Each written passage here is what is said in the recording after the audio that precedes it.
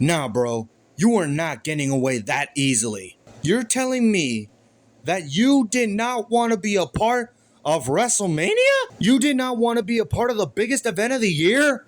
You were literally in a freaking storyline with Cody Rhodes and John Cena and Travis Scott somehow. But no, you just want to take your time off and you want to say, I'm going to leave it to John Cena and Travis Scott. That doesn't work like that, Dwayne. Instead of being at WrestleMania, the biggest show of the year, you're over there at Hawaii trying to solve a Rubik's Cube? So The Rock was on the Pat McAfee Show and he explained why he wasn't at WrestleMania. So I'm going to read this article here from Yahoo Sports. So here's what the article says. Dwayne "The Rock" Johnson has been a glaring omission from the undisputed title picture since aiding with John Cena's heel turn at WWE Elimination Chamber, to the point where his bizarre absence from WrestleMania 41 was one of the primary talking points coming out of WWE's big weekend. According to the WWE Hall of Famer, when speaking to Tuesday on the Pat McAfee Show, The Rock never wanted to continue his involvement in the biggest angle in recent professional wrestling history. And I quote, "When we were moving forward with John and this idea of him getting crowned at WrestleMania and becoming number 17 and being a heel champion, I knew then the best thing for the final boss," end quote. So he continues and says, and I quote, "We've established this idea of Cody Rhodes' soul. We can always come back to it. I did feel I made the call. I don't want to be involved in that. Let the final boss step back into the shadows. Let all the spotlight go to John. Let it go to Cody. Let's not make it about Cody's soul or John's soul. Let's let them do what they do," end quote. Cena ultimately dethroned the now former champion Cody Rhodes in the main event at WrestleMania 41 Night 2 in Las Vegas on Sunday. The win made Cena the new WWE record holder for the most world title wins, surpassing Ric Flair. You did not want to be involved in this story? You were the one that started this! How come you start a story with you being involved, and for the next couple of weeks, you're not even there? Let's continue.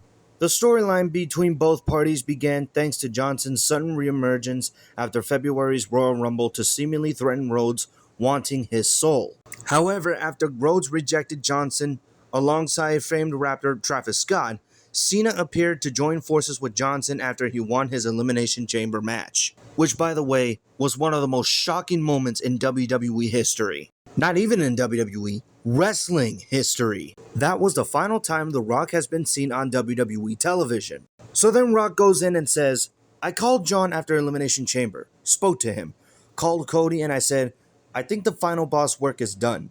We've established it," Johnson said. "You're done." "No, you're not." He continues and says, "We just pulled off the greatest angle in the history of professional wrestling, other than Hulk Hogan turning heel back in the 90s. I said, this is amazing. We have 6 weeks. Now, let's build. You guys go and crush it.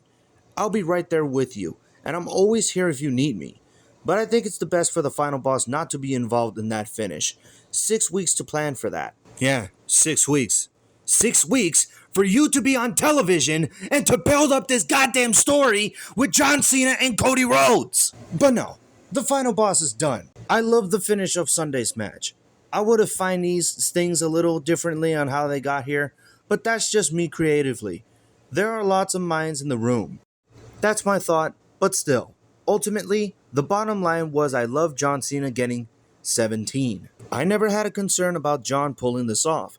My thoughts were always to Cody because that's what we've established with him and his story, and the kind of babyface he is. So if done right, I think if finessed right and nuanced right, down the road, that guy not only has an incredible babyface run again as champion, but also just an unheard of rise as a heel down the road. So you wanted Cody Rhodes to turn heel.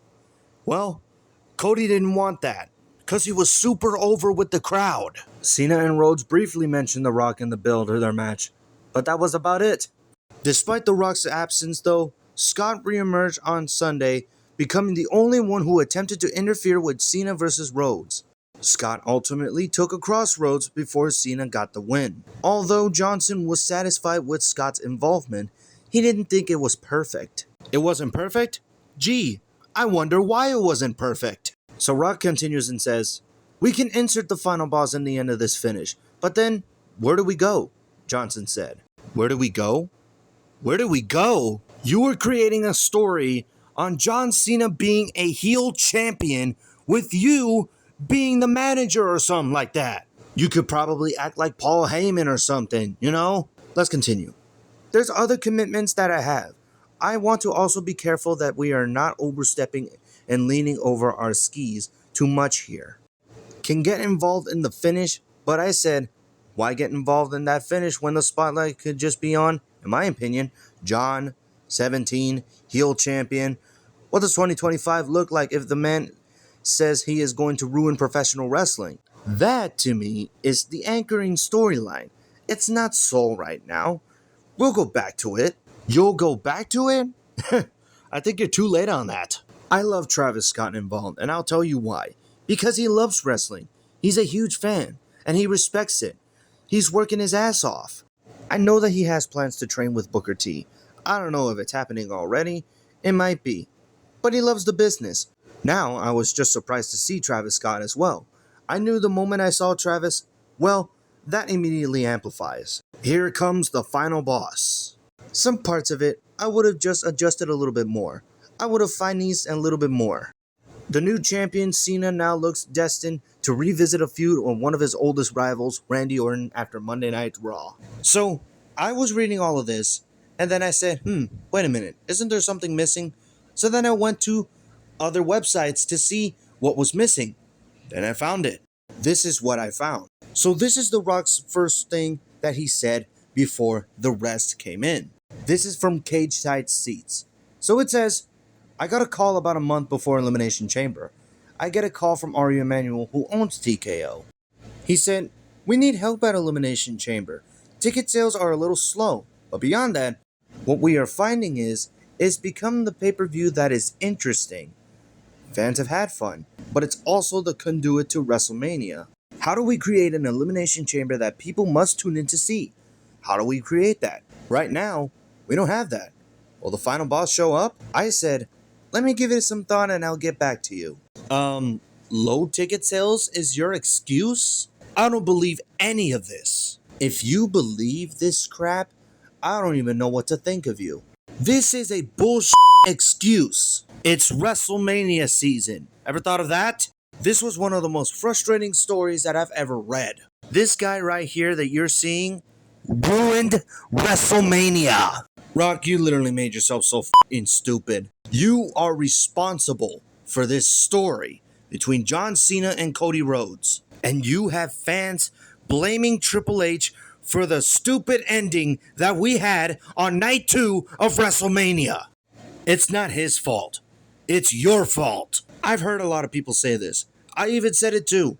If you're not going to show up and be a part of this story, don't even show up anymore. You are to blame for all of this. So if anyone who is blaming Triple H for that ending at WrestleMania, stop blaming him. It's not his fault. But I want to know from you guys, what are your thoughts on this? Let me know in the comments below. Thank you guys for watching. Like, comment, subscribe. Tap the notification bell for more videos. Follow me on Twitter at Ethan Story Show. See you in the next one. Shame on you, Rock.